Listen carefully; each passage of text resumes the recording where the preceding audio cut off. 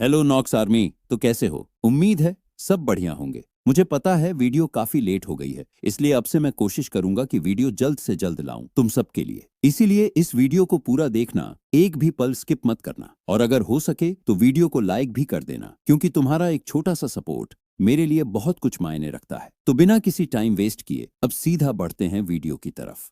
तो कहानी की शुरुआत में कोई कहता है, मेरे फादर हमेशा कहते थे कि मैं किसी भी चीज की डिजायर नहीं कर सकता, और इसीलिए तुम्हें हमेशा अपने ब्रदर की साइड में ही रहना होगा, बिल्कुल किसी शैडो की तरह।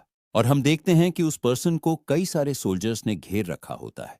फिर हमें उस पर्सन का चेहरा दिखाया जाता है, और यही इस कहानी का मेन प्रोटैगनिस्ट है। तभी कोई वहां आते हुए कहता है, तुम प्राइसलेस साइट। और हम मेन प्रोटैगनिस्ट को देखते हैं, जो काफी घायल लग रहा होता है। पर वो नाइट सोचता है, ये अकेला ही कॉन्टिनेंट के सबसे स्ट्रॉन्गेस्ट कमांडर्स से फाइट कर रहा है। तभी वो पर्सन कहता है, ऐसा कि उसके ब्रदर से उम्मीद थी। ये काफी इंटरेस्टिंग है। और मेन प्रोटैगनिस्ट का नाम सायन वर्ट होता है। सायन गुस्से से कहता है, बोरिस। लेकिन वो पर्सन अजीब तरीके से हंसने लगता है, जिसे देखकर सायन अपना डैगर निकालते हुए कहता है, तुम्हें ये सब करने के लिए किसने कहा था? वो अपना ब्लैक ऑरा बाहर निकालते हुए गुस्से से कहता है, क्या ये सब करने के लिए एम्परर ने कहा? इतने खतरनाक ऑरा को देखकर बोरिस डरते हुए कहता है, तो ये है वो ब्लैक फॉग जिसके बारे में मैंने रूमर्स सुने थे। सायन अपने ब्लैक ऑरा को पूरी तरह बाहर निकालता है, जिसे देखकर बोरिस कहता है, तो तुम मिस्ट के असैसिन हो। और वो मिस्ट के बारे में बताता है। मिस्ट एक ऐसा ऑर्गेनाइजेशन है जो हमारे लाइट नाइट्स के लिए किसी फॉग की तरह है। अगर मैंने अपने हायर अप्स को बता दिया कि मैंने मिस्ट ऑर्गेनाइजेशन के एक पर्सन को किल कर दिया, लेकिन सायन उसकी बात को काटते हुए कहता है, हाँ बता देना, लेकिन यहां से जिंदा जाने के बाद, और मैं तुम्हें गारंटी देता हूं कि तुम यहां से जिंदा नहीं जाओगे। बोरिस कहता है, अगर तुम अपनी सीक्रेट पावर का यूज करने वाले हो तो अभी से गिव अप कर दो, क्योंकि यहां 9 स्टार का मैजिक बैरियर कास्ट किया गया है। सायन सोचता है, मुझे यहां से निकलना होगा और अपने ब्रदर के साथ मिलकर कल्प्रिट को ढूंढना होगा। और सायन गुस्से से कहता है, एक बैरियर, मैं इसे डिस्ट्रॉय कर दूंगा। तभी कोई कहता है, सायन अब बस बहुत हो गया। पर सायन उसे देखकर काफी कंफ्यूज हो जाता है। हम उस पर्सन को देखते हैं, और वो सायन का ब्रदर है। सायन सोचता है, क्या इन सब के पीछे ये था? और उसका नाम है एशियन वर्ट है। अब एशियन काफी कूल तरीके से आगे बढ़ता है और सायन के पास आकर कहता है, तुम्हें देखकर लग रहा है कि तुम मुझे यहां देखकर काफी कंफ्यूज हो। सायन हैरानी से कहता है, क्या? इसका क्या मतलब है? एशियन कहता है, सायन, तुमने अपनी ड्यूटीज को अच्छे से निभाया, इस क्लैन के लिए, यहाँ के लोगों के लिए, और खासकर मेरे लिए। अब ये सुनकर सायन काफी शॉक हो जाता है, लेकिन एशेन यहीं पर नहीं रुकता और कहता है, तुमने इतना सब कुछ किया, इसीलिए मैं सोच रहा हूं तुम्हें इस बर्डन से आजाद कर दूं। सायन अपना ऑरा रिलीज करते हुए कहता है, मैं कुछ समझा नहीं, क्या मैंने कुछ गलत किया है? एशियन उसे देखते हुए कहता है, गलत? हाँ, इस ब्लैक फॉग को देखो, तुम एक मर्डरर के अलावा कुछ नहीं हो। मैं तो तुम्हें ह्यूमन भी नहीं कह सकता।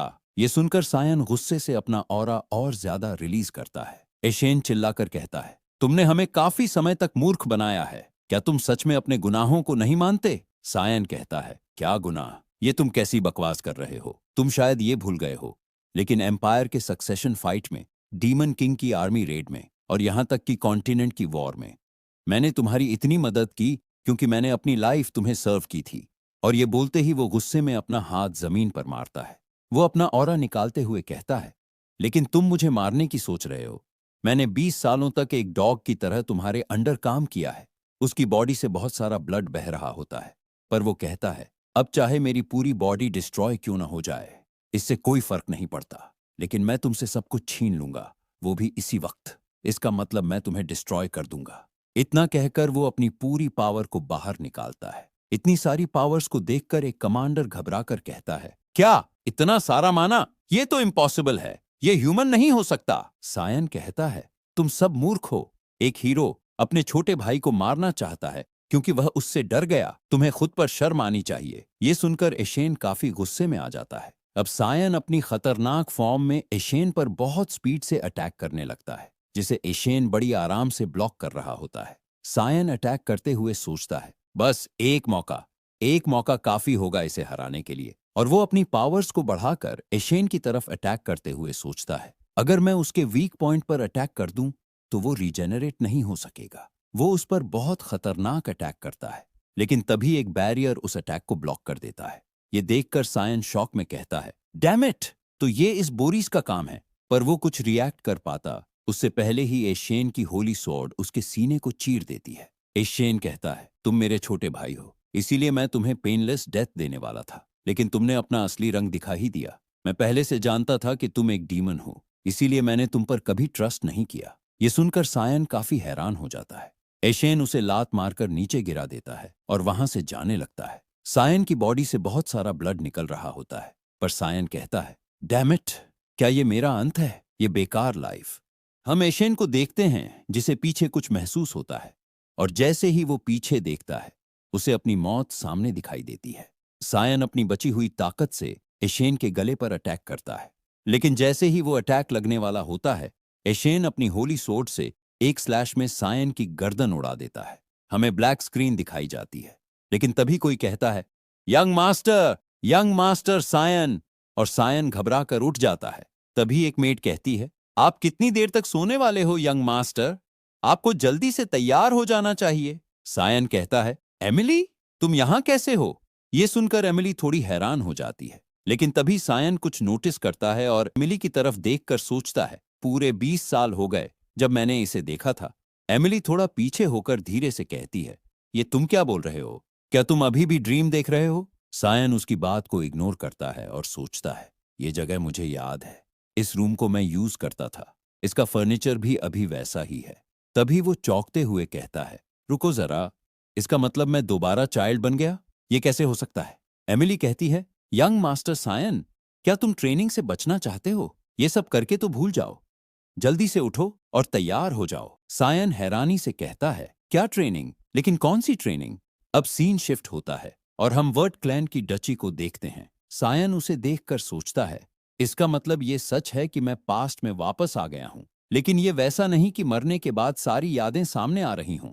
सायन कहता है, मुझे याद है, 20 साल पहले मार्च 1 और इसी साल मैं एकेडमी में जाने वाला था, और ये ट्रेनिंग सेशन ड्यूची में हर साल होता है। और ये है ड्यूची के ओनर और मेरे फादर। ये हर साल इस इवेंट को अटेंड करते हैं। और ये है मेरा ओपोनेंट क्रैंसवर्थ। ये मेरे सेम एज का है, लेकिन मेरा हाफ ब्रदर। और ये है ड्यूक की वाइफ और इसकी मदर मार्गरेट एर्जेथ। इसी की वजह से क्रैंस को बहुत अटेंशन मिलती है। ये तो एक फैक्ट था कि हम दोनों सबसे छोटे हैं, लेकिन इसी वजह से पास्ट लाइफ की फाइट में इसने मुझे सरेंडर करने के बाद भी बुरी तरह से मारा था। और यही फाइट वो रीजन थी जिस दिन से फादर ने मुझ पर ध्यान देना छोड़ दिया। अब हम प्रेजेंट का सीन देखते हैं, जहां एमिली कहती है, तुम सरेंडर क्यों ना कर देते? सायन कहता है, फिक्र मत करो, मैं जरूर विन करूंगा। लेकिन वो मन ही मन कहता है, एक मेड भी मुझे इस लायक नहीं समझती। उसे कुछ महसूस होता है और वो सोचता है, ये बस एक रेपियर है, लेकिन ये कितनी हैवी है। मेरी स्ट्रेंथ अभी भी पहले जैसी ही है। पीछे एमिली सायन से कहती है, ज्यादा हर्ट मत हो यंग मास्टर। सायन उसकी बात को इग्नोर करते हुए सोचता है, ये फीलिंग सच में रियल है। ये कोई ड्रीम नहीं हो सकता। ऐसा कोई मैजिक स्पेल नहीं है जो इतना स्ट्रॉन्ग इल्यूजन बना सके। तो सायन सीरियस होकर सोचता है, तो इसका मतलब मैं सच में पास्ट में वापस आ गया हूं। अब हम उन दोनों को फाइट के लिए आमने सामने देखते हैं। क्रैंस कहता है, मुझे यकीन नहीं हो रहा तुम भागे नहीं। सायन सोचता है, इसका मतलब मैं फ्यूचर को चेंज कर सकता हूं। वो अपने फादर की तरफ देखता है। तभी फादर मैच स्टार्ट करा देते हैं। क्रैंस तेजी से सायन पर अटैक करते हुए कहता है, तुम्हें अपना ध्यान ओपोनेंट से नहीं हटाना चाहिए, इडियट। लेकिन सायन उसे देखकर कहता है, तुम बहुत स्लो हो, और थोड़ा पीछे हटकर उसके अटैक को डॉज कर लेता है। क्रैंस गुस्से से दोबारा अटैक करता है, लेकिन इससे पहले कि वो वार करे, सायन अपनी सोर्ड से उसकी सोर्ड को दूर गिरा देता है और उसके पैर पर अटैक करता है, जिससे क्रैंस दर्द में नीचे गिर जाता है और उसकी मदर मार्गरेट हैरान रह जाती है। पर ड्यूक कुछ नोटिस करते हैं। सायन सोचता है, जैसे ही मैंने अपनी सोर्ड इसके ऊपर रखी, ये ड्यूएल यहीं खत्म हो जाएगा। वो सोर्ड को टाइट पकड़कर सोचता है, लेकिन मेरी पास्ट लाइफ में इसने सरेंडर करने के बाद भी मुझे बुरी तरह मारा था, और ये यहीं नहीं रुका, इसने एकेडमी में भी मुझे बुली करना कंटिन्यू किया। सायन गुस्से से कहता है, तो ये वो गलती दोबारा न करे, मुझे इसे यहीं रोकना होगा। और वो क्रैंस की तरफ बढ़ते हुए कहता है, इस बार मैं खुद के रास्ते पर चलूंगा। अब क्रैंस काफी डर जाता है और उसकी हालत काफी खराब लग रही होती है। तभी अनाउंस होता है, क्रैंस ने इस ड्यूअल को लूज कर दिया है। अब सायन कहीं जाते हुए कहता है, ड्यूक ने मिलने के लिए बुलाया है, मेरी विक्ट्री और इम्प्रेसिव ड्यूअल की वजह से। सायन सोचता है, ये यूलकेन है, एक हाई क्लास नाइट जो ड्यूक के साथ हमेशा रहता है, लेकिन आज ये मुझे एस्कॉर्ट कर रहा है। तभी सामने मार्गरेट एर्जेथ आती है, जिसे देखकर सायन मुस्कुराते हुए सोचता है, ये जरूर अपने सन की वजह से यहां पर आई है, और कहता है, क्रैन्स अभी ठीक है। मार्गरेट गुस्से से कहती है, अपने भाई को पीटने के बाद भी तुम्हें ऐसा सवाल पूछने की हिम्मत है? तुम सच में घटिया हो। सायन कहता है, तो तुम्हें ड्यूअल कैसी लगी? मार्गरेट कहती है, यही कारण है कि एक कमीने बच्चे को फैमिली के बच्चों जैसा ट्रीट करना बेवकूफी है। सायन गुस्से से भर जाता है, लेकिन मार्गरेट रुकती नहीं। वो कहती है, जैसी माँ वैसा बेटा, इसमें तुम्हारी भी गलती नहीं है, क्योंकि तुम्हारी माँ सड़कों पर भीख मांगती थी। तुम्हें तो ग्रेटफुल होना चाहिए कि तुम्हें यहाँ फाइट करने दी। और मैं सच बताऊं तो तुम्हारी माँ एक वैश्या थी। ये सुनकर सायन के खून में मानो आग लग जाती। वो गुस्से से मार्गरेट को देखते हुए सोचता है, इसने अपनी लाइन क्रॉस कर दी। क्या मैं इसे यहीं पर किल कर दूं?